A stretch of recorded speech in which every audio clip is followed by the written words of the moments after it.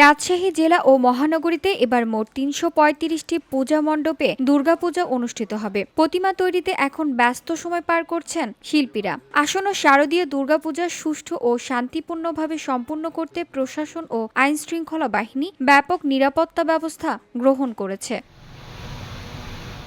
রাজশাহী মহানগরীর গণকপাড়া ধর্মসভায় শিল্পী বৈদ্যনাথ পাল ও প্রহ্লাদ পাল প্রতিমা বানাচ্ছেন। শ্রমিকরা প্রতিমায় কাদামাটি দিচ্ছেন, কেউ পালিশ করছেন, আবার কেউ রঙের প্রস্তুতি নিচ্ছেন।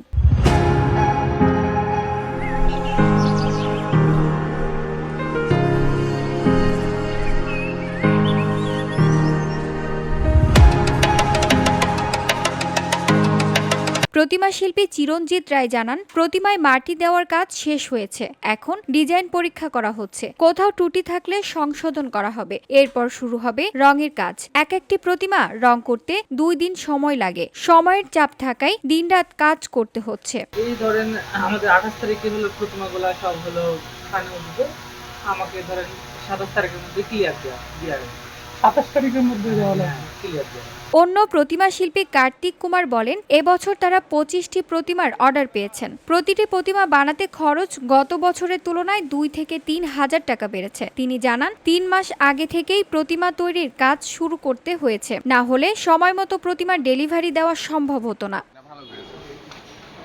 প্রশাসন জানিয়েছে, পূজা উপলক্ষে সর্বোচ্চ সতর্ক অবস্থায় থাকবে আইনশৃঙ্খলা বাহিনী। প্রতিটি মণ্ডপে পুলিশ ও আনসারের পাশাপাশি র্যাব টহল দেবে। গুরুত্বপূর্ণ মণ্ডপে সিসিটিভি ক্যামেরা বসানো হবে। এছাড়া নিরাপত্তার কাজে স্বেচ্ছাসেবকরাও নিয়োজিত থাকবে।